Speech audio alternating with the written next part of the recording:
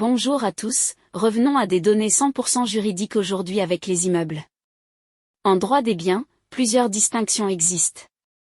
Parmi celles-ci, l'une des plus fondamentales réside dans l'opposition entre les biens et les immeubles, précisée en ces termes par l'article 516 du Code civil, tous les biens sont meubles ou immeubles. Cette distinction est souvent décrite comme étant la summa divisio. Si l'on se limite aux immeubles, ceux-ci comportent même leur propre distinction.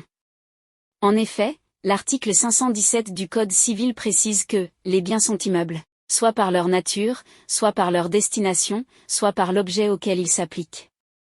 Ainsi, les immeubles, contrairement à ce que pourraient croire les personnes non instruites dans le domaine juridique, ne sont pas une catégorie unique constituée par des bâtiments, mais ressortent de trois catégories distinctes: les immeubles par nature, les immeubles par destination, et les immeubles par l'objet auquel ils s'appliquent.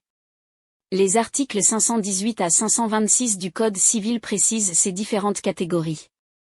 Les immeubles par nature sont les plus connus. Sont inclus dans cette catégorie les bâtiments, le sol et le sous-sol, ainsi que les végétaux, lorsqu'ils ne sont pas coupés, détachés ou abattus, et les accessoires qui sont attachés à un bâtiment, comme les canalisations.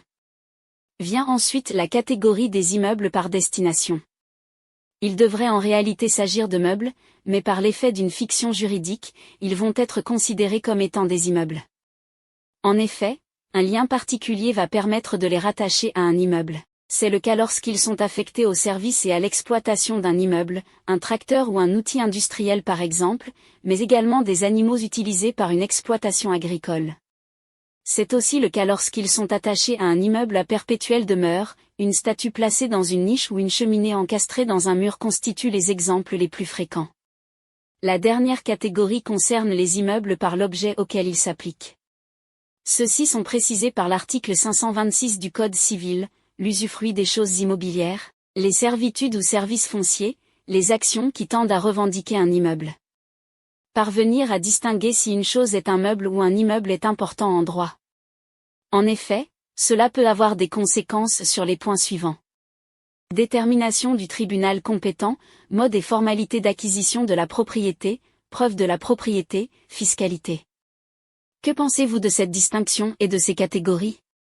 N'hésitez pas à donner votre avis en commentaire. Si vous avez aimé cette vidéo, je vous propose de cliquer sur j'aime, de vous abonner à notre chaîne et de consulter notre site internet. À bientôt pour d'autres vidéos passionnantes.